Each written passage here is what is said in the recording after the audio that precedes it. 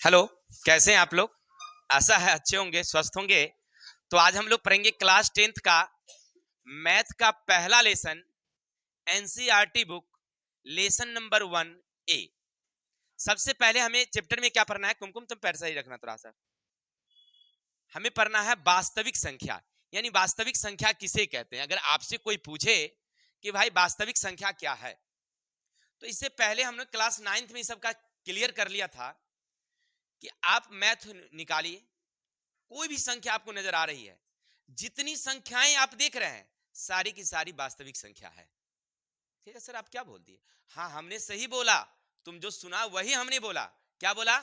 कि आप मैथ निकालिए, उसमें जो भी संख्या आप देख रहे हैं ना, आप जो भी संख्या देख रहे हैं वो सब क्या है? वास्तविक संख्या है। जैसे हम बता दें आपको, ये तो आगे बढ़ गया थोड़ा सा।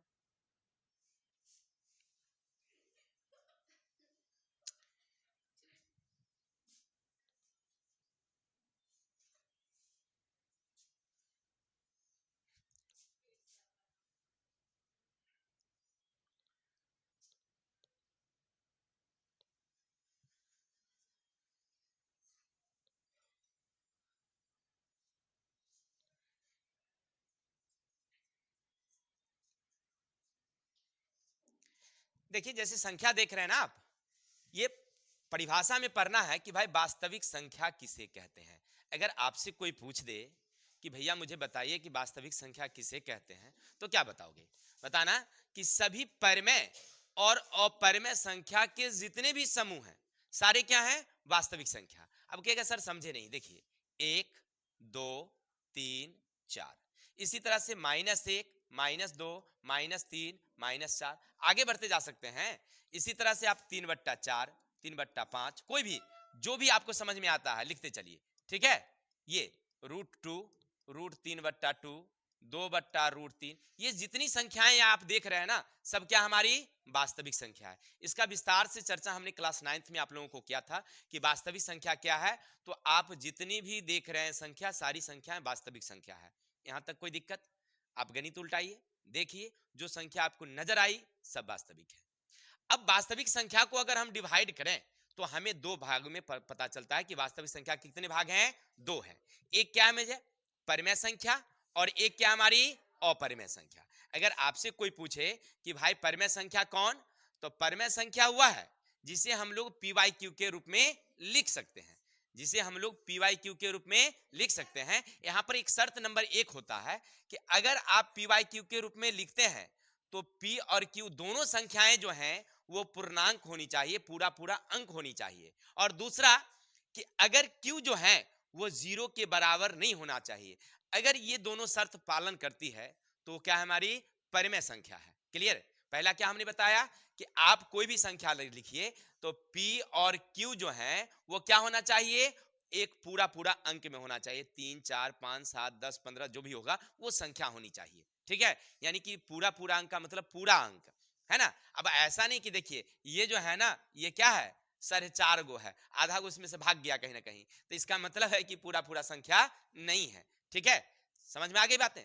इसी तरह से देखिए 2 दशमलव हमने 3 लिखा, इसका मतलब कुछ हिस्सा इसका भाग गया कहीं ना कहीं और, है ना। तो ये क्या हमारी पूरा संख्या नहीं है, तो इसको हम लोग क्या कहेंगे? पूर्ण संख्या नहीं हुआ। लेकिन जो पूरा पूरा अंक होगा जैसे 3, 4, 5, 6, 7, है ना, ऐसे बढ़ते जाएंगे तो वो क्या कहलाएगी? हमारी परिमेय संख्या। ठीक है? जैसे लीजिए 3/4, 5/2, 7/3, 0/5, ये क्या है? परिमेय है। लेकिन अगर यहीं पर आप कर देंगे, ऊपर में 3 कर दीजिए, नीचे 0 कर दीजिए, क्या होगा? नहीं होगा, क्योंकि शर्त 2 क्या कह रहा है उसमें कि Q 0 नहीं होना चाहिए।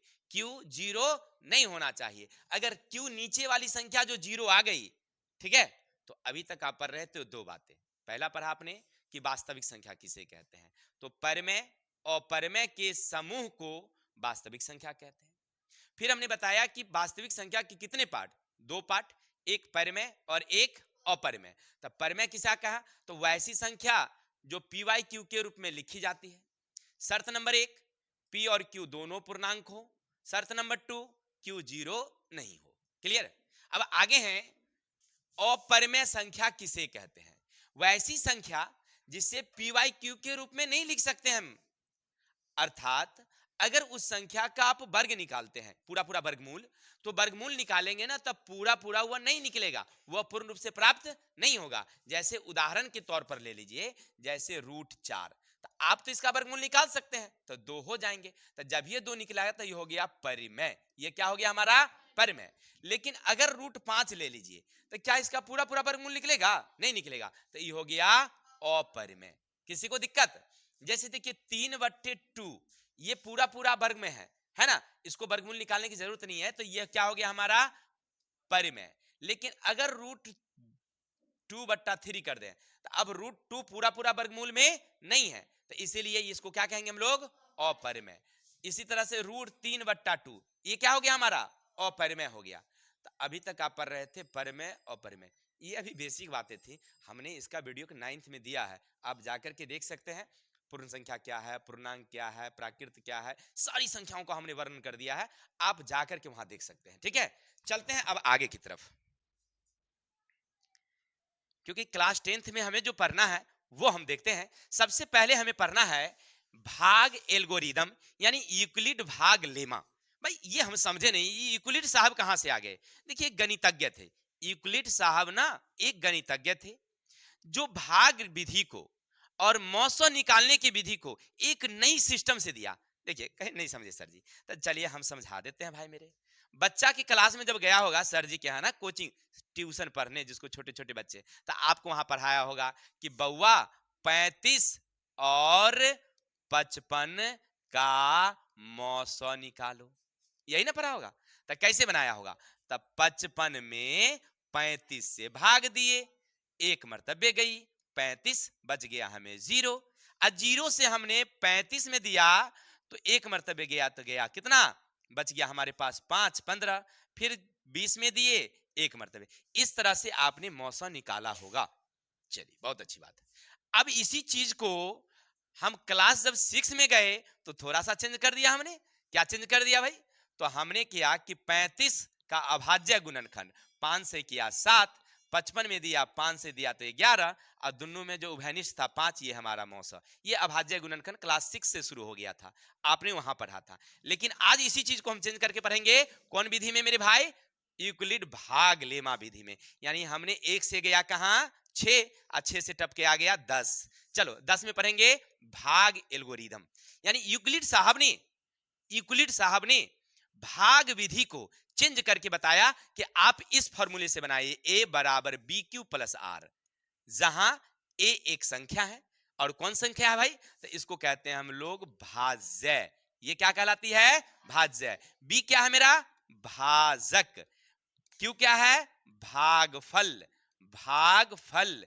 और R क्या है? शेषफल है। क्लियर? यानी यही चीज आपने पीछे भी पढ़ा होगा, यानी बचपन के क्लास में 7 में पढ़ा होगा कि भाई भाज्य बराबर भाजक गुने भागफल प्लस शेषफल होता है। लेकिन यूक्लिड साहब ने कहा कि जब हम सब दिन एक ही बात पढ़ रहे हैं तो थोड़ा सा उसमें चेंजिंग कर देते हैं, है कि नहीं? रोटी तो सब दिन खाते हैं, उसमें आज जो है ना आलू वाला रोटी खाएंगे, उसको कहते हैं पराठा। तो पराठा ना कह के क्या बोलेंगे हम लोग यहाँ पर? a बराबर BQ प्लस R, जहां है 0, R से क्या होगी? छोटी होगी, और R जो है ना B से छोटी होगी। कहने का अर्थ है कि ये या तो R जो है 0 के बराबर होगा, या 1 2 3 4 होगा, लेकिन B से क्या होगा? छोटी होगी। इसका कहने का मतलब उनका ये था। अब कहेगा सर हम ये भी नहीं समझ पाए। यार चिंता करने की क्या बात है, जब राकेश सर साथ में हो तो फिर टेंशन क्या है? चलते हैं समझते हैं इसको। जैसे मान लो तुम्हें 8 में अगर 3 से भाग देना पड़ जाए, क्लियर? 8 में 3 से भाग देना पड़ जाए तो कितने मर्तबे जाओगे? 2 मर्तबे जाओगे, तो 6 जाओगे, कितना बचा? शेष। अब गौर करना कि यहां जो देख रहे हो कितना, ये जो है ना यही R है हमारा, ये क्या है? शेषफल R है। तो R जो है ये 3 से क्या होगा? छोटा होगा। जब भी होगा नीचे जब भी आएगा वो 3 से क्या आएगा? छोटा आएगा। कहेगा सर और दूसरा उदाहरण ले लो, दूसरा मेरे भाई। 4 से 8 में दे दो, कितने मर्तबे जाओगे? 2 मर्तबे। 8 गया कैंसिल, यानी बचा 0। क्या बचा? 0। अब ये जो 0 है ये हमेशा R यानी B से क्या है? छोटा है। यानी ये जो संख्या देख रहे हैं ये R है, और ये संख्या क्या है? B है। ये क्या है? A है। और ये क्या है, क्यू है। इसका मतलब आर हमेशा बी से क्या होता है, छोटा। यही यूक्लिड साहब ने यहां समझाने का प्रयास किया। क्या कहा कि या तो आर 0 के बराबर होगा, ठीक है ना, या 0 से बड़ा होगा, लेकिन बी से हमेशा छोटा होगा। ठीक है, कोई दिक्कत? ये था यूक्लिड भाग लेमा विधि का सिस्टम। ऐसे तुम्हें समझ में जल्दी नहीं आएगा, अब आगे क्वेश्चन हम जब देखेंगे तब समझ में आएगा। समझ रहे हैं ना? क्या होगा कि जब हम क्वेश्चन पढ़ेंगे तब समझ में आएगा कि कैसे हमने आगे बनाया है इसको। अब आगे चलते हैं। ये सब तो आप पढ़ ही लिए होंगे। अब हमारे सामने एक क्वेश्चन है, अब इस क्वेश्चन को हल करते हैं, तब आप समझेंगे कि कैसे हमने हल किया। देखिए लिखा हुआ है, यूक्लिडियन एल्गोरिदम का प्रयोग कर निम्नलिखित का मौसौ निकालें। क्या निकालें भाई? मौसौ निकालें। क्लियर? अब याद रखेंगे, बिहार बोर्ड के लिए भी आए और वो भी 100%, यानी एक क्वेश्चन आपके बिहार बोर्ड में इस तरह के क्वेश्चन रहेंगे, भले अंक जो भी रहे लेकिन रहेंगे। अब देखिए, यूक्लिड विभाजन विधि द्वारा, तो यूक्लिड का सूत्र पहले समझिए। यूक्लिडियन विभाजन कौन सूत्र है भाई? तो ए बराबर बी क्यू प्लस आर है। अब इसी सूत्र पर हमें हल करना है। क्लियर? अब हम कैसे हल करें, हमको तो समझ में नहीं। चलो इसको हम अपना देहाती हिसाब में क्या करना, तुम जब एग्जाम में जाओगे तो आराम से एगो रफ पेपर मिलेगा तुम्हें, रफ पेपर ऐसे ले लेना और आराम से कितना करना, 867 में क्या करना, 255 से भाग कर देना। क्या करना, 255 से भाग। कितने मर्तबे जाओगे? तो 3 मर्तबे जाओगे। 5 तिया 15 के 5 हासिल, 5 तिया 15, 1 16 के 6 हासिल, और 3 दूना 6, 1 7, घटा दो। क्या हो गया? 2 घटेगा, कितना बचेगा? इसमें जाएगा, इसमें जाएगा 1। ये आ गया ना? इसी चीज को लिख दो। देखिए हमने अभी बताया था, ये क्या हमारी ए है, ये क्या हमारी बी है, ये क्या हमारी, और ये क्या है, इसी चीज को सजा लो। ए कितना तुम्हारा 867, बी कितना था 255, क्यू कितना है तुम्हारा 3, और आर कितना आ गया 102। यहां पर कोई अंक नहीं है, सॉरी 102 है, यहां पर कोई अंक नहीं है, इसका मतलब है गुना लिखा हुआ था। किसी को डाउट? चलिए आगे, अब इसी को आगे बढ़ा लेते हैं थोड़ा सा। अब 102 से ये 255 में हम लोग, ये तो बच्चा में पढ़े थे ना, याद आ रहा है ना? बचपन में हम लोग पढ़ाए थे, उंगली दे करके पकड़ पकड़ के, और नहीं तो थपियानों से पढ़ाए थे। चलिए तो कितने मर्तबे चलेंगे? 2 मर्तबे। तो कितना हो जाएगा 204, घट के गया 1, घट के गया 5। किसी को दिक्कत? अब गौर करके यहां देखना, तुम अगर यहां देखोगे तो तुम्हें क्या समझ में आएगा कि ये ए है, ये क्या है बी है, ये क्या है क्यू है, ये क्या है। इसी चीज को फिर से उतार दो, 255 यहां देंगे ए के सामने, बी के सामने कितना देंगे 102 देंगे, और क्यू के जगह पर कितना देंगे 2 देंगे, और आर के जगह पर कितना देंगे 51। किसी को डाउट? फिर आगे बढ़ लेते हैं थोड़ा सा, क्या दिक्कत है भाई मेरे? अब आराम से ये यहां गई और इस संख्या को ले जाते हैं यहां पर 102 में, बचपन में बनाए थे, 2 मर्तबे गया 102, ये गया कैंसिल, पूरा पूरा हो गया। यानी इसको आप काट नहीं सकते, आप जीरो दे सकते हैं, नहीं दे सकते हैं इसी चीज को। अब देखिए ये क्या हमारा ए है, ये क्या हमारी, ये क्या हमारी, ये क्या हमारी है। चलिए बहुत अच्छा। अब ए के जगह पर कितना बैठाएंगे हम लोग 102, अब बी के जगह पर कितना बैठाएंगे हम लोग 51, क्यू के जगह पर कितना, और शेष के जगह पर कितना हो गया। जब जीरो फुट जाए ना, तो यही जो बी है ना वही हमारा आंसर है, यानी कि एचसीएफ, यानी कि मौसौ। इसको आगे बढ़ेंगे, एचसीएफ क्या होता है, कितना हो गया हमारा 51, यही आंसर है। अब इसको आराम से मिटा लेना, ठीक है, यानी कि तुम तो रॉप में ना बनाओगे इसको, तो वहां तो अटैच कर देना, हो गया आंसर क्लियर, और ये हमारा आंसर है। किसी को दिक्कत? चलिए इसी टाइप के ये भी क्वेश्चन है, अब इसको कैसे बनाएंगे भाई? अब जब समझ गए हो तो इसको भी बता ही देते हैं, है कि नहीं? अब देखो इसको बनाना भाई, अब इतनी बड़ी संख्या है, हमें तो होगा नहीं, तो हमें कहता है पहले कि यूक्लिड, क्या कहता है, यूक्लिड विधि, यानी कि कौन विधि, ए बराबर बी क्यू प्लस आर, इस विधि पर सजाना है। अर्थात ये जो बड़ी संख्या है वो हमारी ए है, और ये जो छोटी संख्या है वो बी है।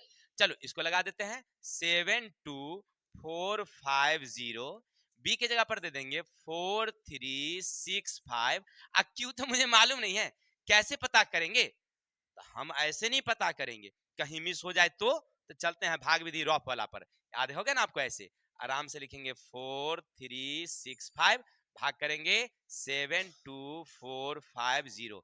देखिए यहाँ एक मर्तबे अगर लगा देंगे तो लग जाएगा, दो मर्तबे में ज्यादा हो जाएगा, तो पहले एक मर्तबे लगाते हैं, लिखेंगे 4365 और यहाँ घटाएंगे, 5 में से 5 गया था 0, 4 में से 6 नहीं गया 14, बच गया 8, ये बच गया 3, सॉरी 1, 11, 11 में से 3 गया तो ये बच गया 6, 6 में से 4 गया था 2, अब तो लगेगा नहीं, एक जीरो बिठा दीजिए। अब 4 के पहाड़ा पर ये 28 7 मर्तबे जाता है, तो 7 मर्तबे लगाएंगे नहीं, लगा के देखते हैं हम लोग 6 मर्तबे, 6 पंचे 30 के सुन्ना हासिल 3, अच्छा 6 1 36 3 39 के 9 हासिल 1, 6 3 18 19 के 9 हासिल 1, 6 6 24 1 25, घट के उतर गया 0, 10 में से गया था ये बच गया 7, 7 में से 9 नहीं गया, 17 में से 9 गया था 8, ये बच गया 7, 7 में से 5 गया तो 7 में से 5 गया था 2, ये बोलिए ना,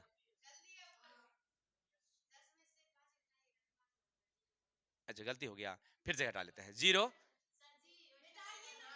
अच्छा ऊपर में गलती है, 5 में से 5 0, 4 में से 6 नहीं गया, 14 में 6 गया तो हाँ,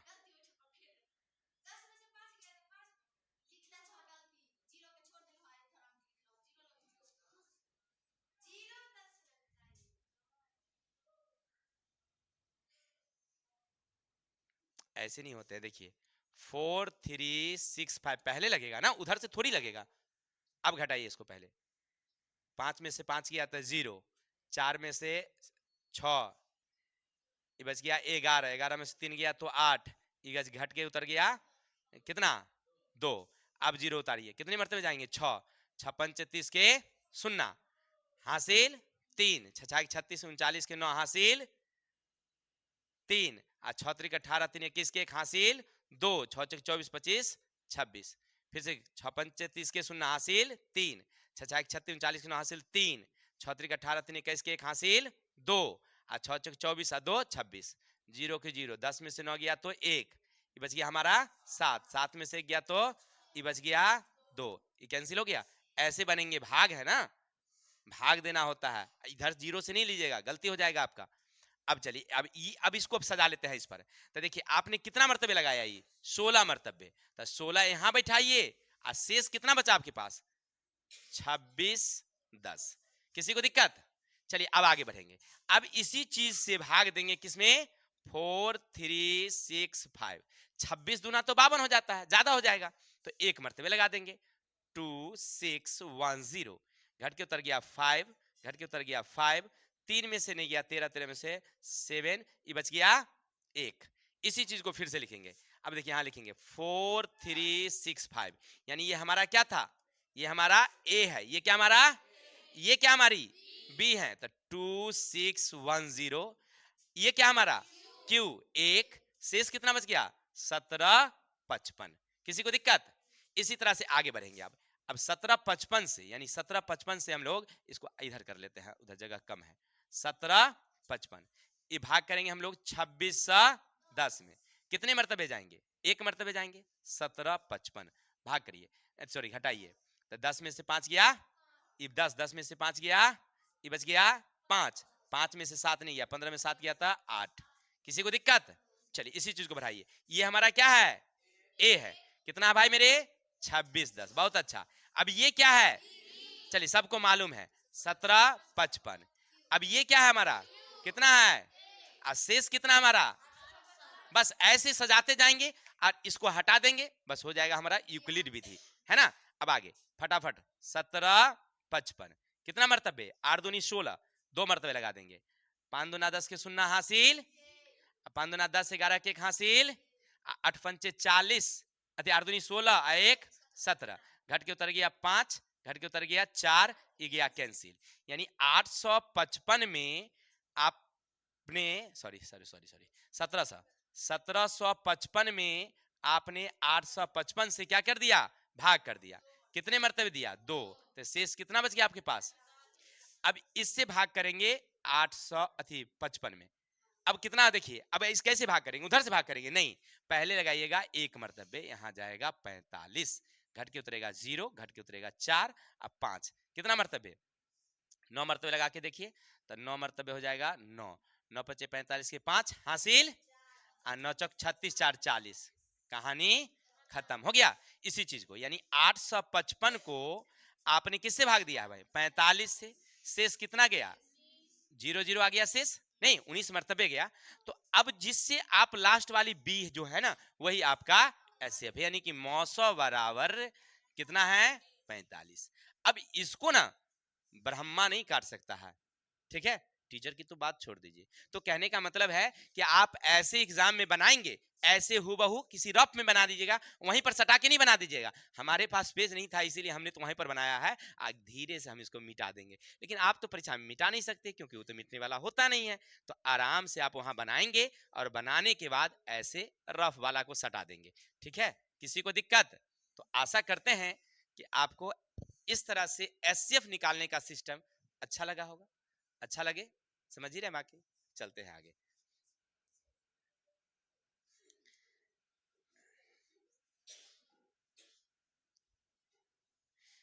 अब आपके एग्जाम का सबसे वीवीआई क्वेश्चन एक जो और आ गया है, और आ गया है जिसका नाम है दिखाइए कि प्रत्येक धन पूर्णांक 2q या 2q प्लस 1 के रूप में होता है।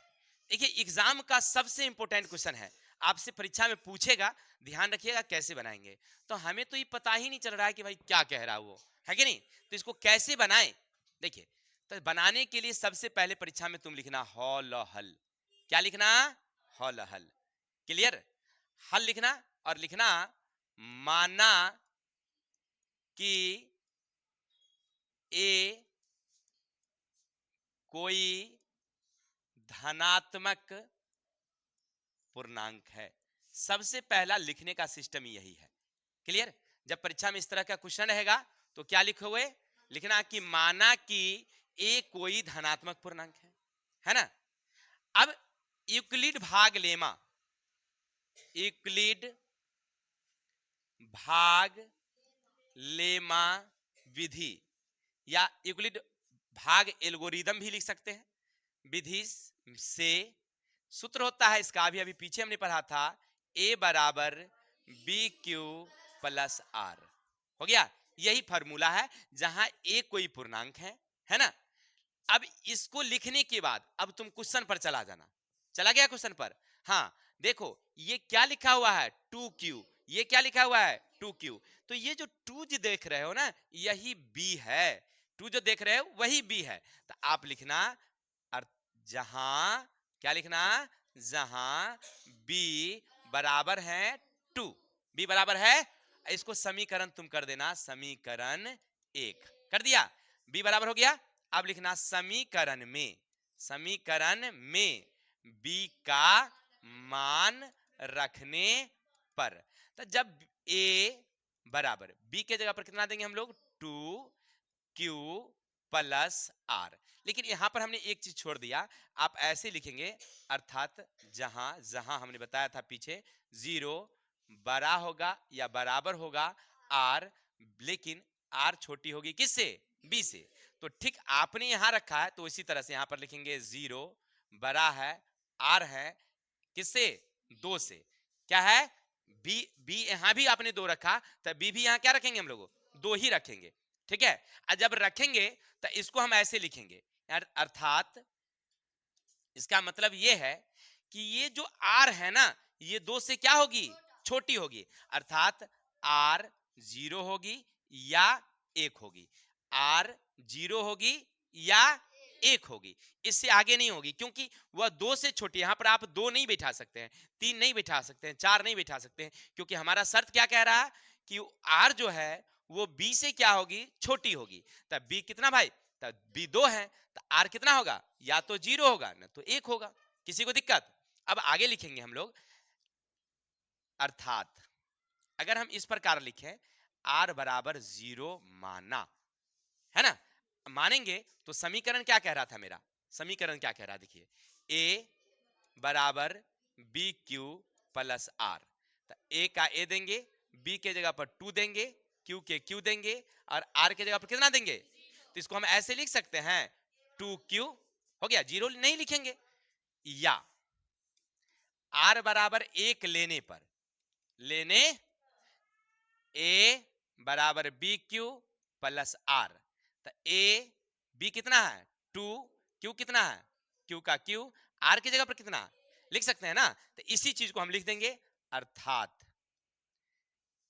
क्या है, यहां से लिख देंगे धन पूर्णांक, क्या लिखेंगे, धन पूर्णांक 2q या 2q प्लस 1 के रूप में होगी। कोई दिक्कत, बस इसी तरह से हमें बनाना होता है। चलिए तो इतना समझ गए होंगे, अगर अच्छा लगा है स्क्रीनशॉट ले लीजिएगा, चलते हैं आगे।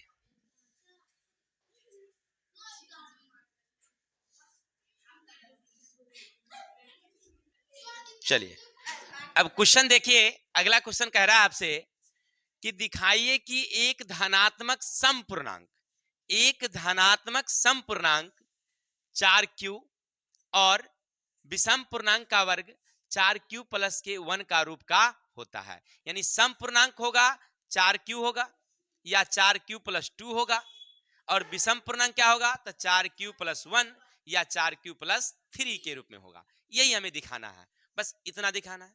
परीक्षा में इस तरह का क्वेश्चन आएगा, आराम से क्या करना, सबसे पहले समझो कि लिखेंगे यहां पर हल, याद रखिएगा लिखने का यही सिस्टम है। सबसे पहले लिखेंगे क्या, माना कि ए कोई धनात्मक धनात्मक पूर्णांक है।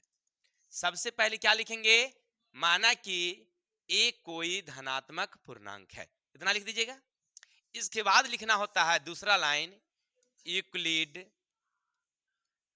भाग लेमा विधि से। चलिए दूसरा लाइन हो गया, तो अब यहां से अब सिस्टम चलेगी। तो सूत्र क्या होता है भाई, तो इसका सूत्र होता है ए बराबर बी क्यू प्लस आर, जहां जहां 0 बड़ा होगी या बराबर होगी आर, या बड़ी होगी बी, है ना। यानी कि 0 से आर बड़ी होगी या बराबर होगी, आर बी से छोटी होगी या बी हमेशा बड़ी होगी। इसका कहने का मतलब ये है, इतना लिख देंगे। ये जो देख रहे हैं ये समीकरण हमारा हो गया 1 नंबर। एनी डाउट, इतना पहले तो याद रखिएगा कि इतना हमें लिखना होता है।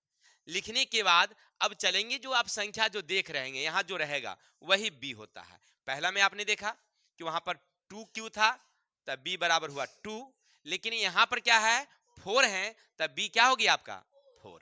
चलिए तो लिखेंगे b बराबर 4 लेने पर, ले लिए, किसी को दिक्कत है यहां तक, कहां से लाए सो। तो आप लिखेंगे समीकरण में b का मान रखने पर, अब b का मान रखेंगे तो समीकरण यहां से यहां उतारिए, a बराबर b के जगह पर कितना 4, तब लिखेंगे q प्लस r, जहां फिर क्या बताए थे 0 बड़ा या बराबर होगी r, बड़ी होगी कितना 4।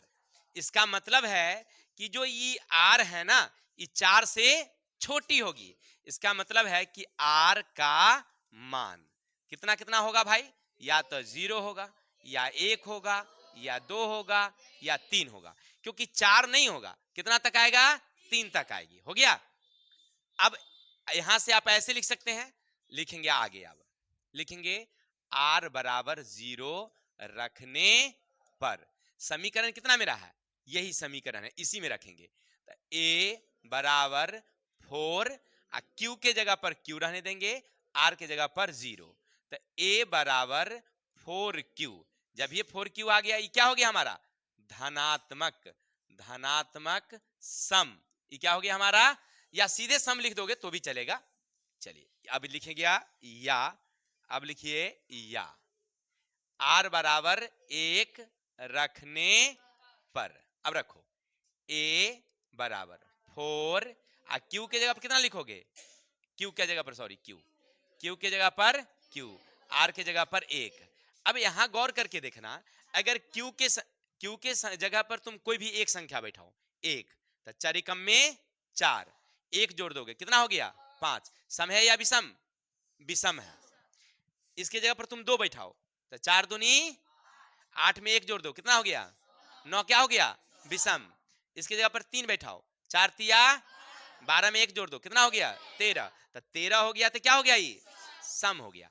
इसका ये क्या हो गया हमारा विषम हो गया, विषम। किसी को दिक्कत समझ में आ गई बात? फिर इसी तरह से या फिर लिखेंगे r बराबर कितना 2, r बराबर कितनी 2, तो लिखेंगे a बराबर 4 क्यू, आर के जगह पर कितना 2, आर के जगह पर कितना 2। अब गौर करो 4, यहां पर क्यू के जगह पर कितना वैल्यू बैठाओ 1, तो 4 कम में उसमें 2 क्या करोगे तो कितना हो गया 6, 6 सम है या विषम? सम है, बहुत अच्छा।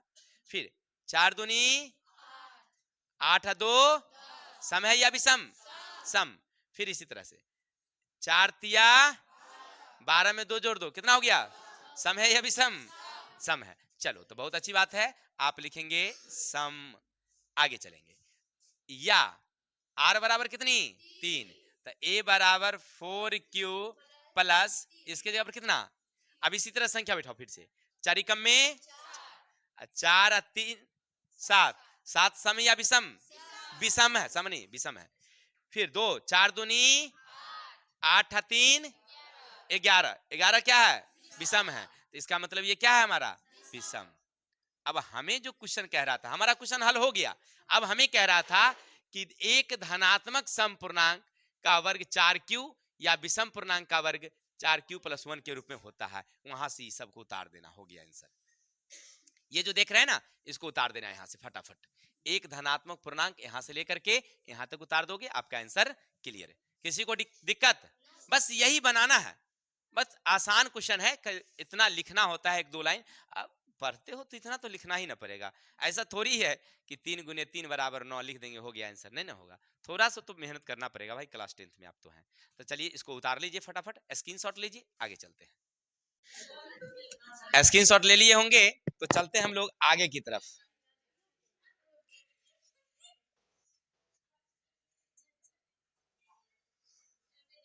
चलिए फिर यही क्वेश्चन है कि दिखाइए कि एक धनात्मक विषम पूर्णांक 6q + 1, 6q + 3 या 6q + 5 के रूप का होता है। बस सेम टू सेम क्वेश्चन है, आप आराम से बना सकते हैं। लेकिन फिर भी बच्चों की मजबूती के लिए एक बार और हम फिर बता देते हैं। लास्ट क्वेश्चन है, फिर करेंगे हम लोग नेक्स्ट डे, कल चलेंगे, ठीक है। चलिए सबसे पहले क्या करेंगे हम लोग, देखिए इसको हल करने के लिए हमने एक तरीका बताया था आपको शुरू में। जैसे मान लीजिए अगर आप 8 में सपोज दैट 4 से भाग करेंगे, कितने मरतबे जाएंगे 2, तो 4 दूनी 8, शेष जाएगी 0। या 8 में अगर आप भाग करेंगे सपोज दैट मान लीजिए 3 से, तो आपका जाएगा 3 दूनिया 6, शेष जाएगा 2। तो आपने क्या देखा कि जो शेष जो है ना 0 है या 2 है, या इसी तरह से और भी कुछ हो सकते हैं। जैसे मान लीजिए 8 में अगर आपने 5 से भाग कर दिया, एक मर्तबे गया तो बच गया 3। तो आपने क्या समझा कि हमेशा जो देख रहे हैं ये जो b है उससे r छोटी है, ये b से r छोटी है, ये b से r छोटी है। आपने फीलिंग किया। इसी चीज को यूक्लिड साहब ने क्या किया, एक सिस्टमबद्ध तरीके से लिखा है, ठीक है। तो यूक्लिड का मतलब तो आप समझ गए थे। पहली बात कि यूक्लिड का मतलब होता है कि नाम है, किसी गणितज्ञ का नाम है यूक्लिड। लेकिन एक जगह लिखा होता है यूक्लिड एल्गोरिदम। भाई ये एल्गोरिदम क्या है, चलिए उसको भी क्लियर कर देते हैं। एल्गोरिदम का मतलब होता है क्रम क्रम से, धीरे धीरे। अरे गाना वाला धीरे धीरे नहीं यार, हिसाब वाला धीरे धीरे। चलते हैं, तो चलते हैं। पहले लिखेंगे हम लोग हल, है ना। क्या लिखेंगे हम लोग, माना कि ए कोई धनात्मक पूर्णांक है। किसी को दिक्कत? चलिए इतना लिख देंगे। अब इसके बाद जो लाइन लिखेंगे ना वही एल्गोरिदम है, यानी क्रम। इसके बाद क्या लिखेंगे, तो यूक्लिड क्या लिखेंगे हम लोग? यूक्लिड भाग लेमा विधि। अगर आपको ये नहीं लिखना है तो आप ये भी लिख सकते हैं यूक्लिड एल्गोरिदम विधि से, बात वही है। तो एल्गोरिदम का मतलब हुआ कि ई लाइन के बाद ई लाइन लिखना है।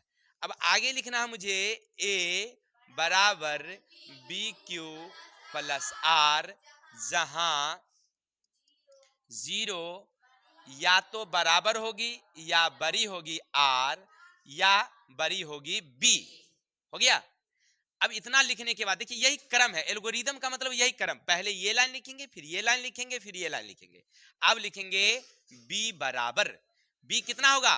तो हमने पहला हिसाब में दिया था यहाँ 2, दूसरा में दिया था 4, तीसरी में कितनी है? 6 है। तो इसका मतलब समझ रहे हैं जो ये संख्या है वही हमारी b है। पहली वाली में कितना था? 2, दूसरी वाली में b कितना था? तीसरी वाली में कितना आ गया? 6। तो चल जाओ 6 दे दो, यहाँ पर दे दिया। अर्थात लिखना समीकरण में b का मान रखने पर, अब जब रखोगे तो a का a डालोगे, यही समीकरण यहाँ है, और b के जगह पर 6 डालोगे, q का q, r के जगह पर r, फिर लिखोगे जहां 0 बड़ी है बराबर है r बड़ी है 6। किसी को डाउट? ये जो 6 देख रहे हैं इसका मतलब है कि r जो है छोटा है और ये 6 बड़ा है, यानी r कितना होगा? या तो 0 होंगे, 1 2 3 4 5, 6 बार ना, नहीं कितना? 5। अर्थात r बराबर होगा 0 या 1 या 2 3 4 5। इससे आगे नहीं जाएगा, 6 नहीं जाएगा, क्योंकि 5 तक ही जाएगा, क्योंकि हमें 6 जैसे लेंगे तो गड़बड़ हो जाएगी, क्योंकि मर्तबे तो वहां बढ़ा देंगे। अगर मान लो अगर यहाँ 4 है तो 0 आ रहा है, लेकिन जैसे यहाँ पर मर्तबे यहाँ पर 0 आना है तो इसको मर्तबे क्या करना होगा? चलिए उतना नहीं समझना है, कि इतना समझिए कि आर जो है हमेशा बी से क्या होगी? छोटी होगी। ठीक है। अब चलिए अब इसे हम कैसे लिख सकते हैं? तो देखिए यहाँ आगे लिखना, क्योंकि जगह मुझे नहीं है बोर्ड के नीचे, तो हम इधर ले लेते हैं साइड में। लिखना r बराबर कितना? 0। पहले कितना लेना? 0 समीकरण में रखने पर। तब रखो, क्या है समीकरण तुम्हारा? समीकरण है तुम्हारा a बराबर बी क्यू प्लस आर, यानी कि a बराबर b के जगह पर 6 q इसके जगह पर 0। इसको आगे बढ़ाओगे तो a 6q, 0 लिखने की जरूरत नहीं है। तो ये बताइए कि ये सम है या विषम? q के जगह पर तुम कोई भी एक संख्या बैठाओ, 1, तो 6 कम में 6, 2 बैठाओ, 6 दूनी 3 बैठाओ, 6 त्रिक, अच्छा 6 12 18, ये सारे संख्या सम है। तो चले इसको हम लिख देते हैं सम। किसी को डाउट? इसी तरह से आगे बढ़ते हैं।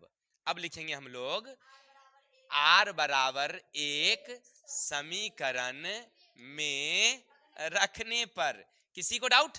चलिए समीकरण क्या है मेरे भाई? तो लिखना a बराबर बी क्यू प्लस आर।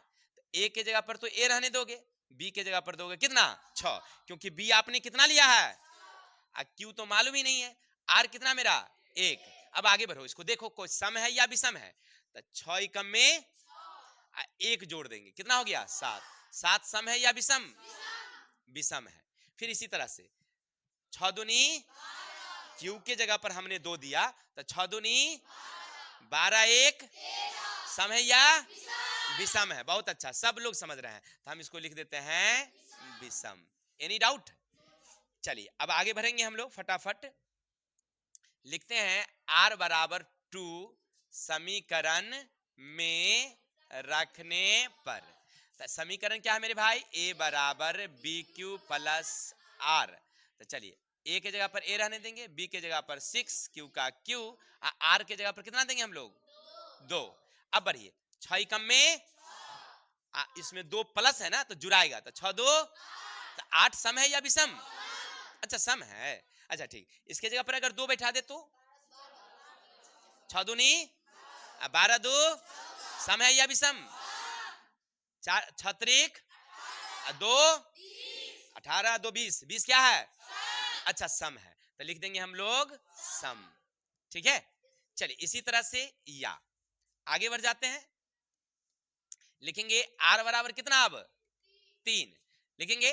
समीकरण यहां लिख देंगे, समीकरण में मान रखने पर, तो लिखेंगे यहां पर समीकरण में मान a बराबर बी क्यू प्लस आर, ए का ए, बी के जगह पर 6, क्यू आर के जगह पर 3। अब देखिए ये सम है या विषम, विषम है, तो आप लिखेंगे विषम, हो गया। इसी तरह से 4 के साथ, इसी तरह से 5 के साथ बढ़ेंगे।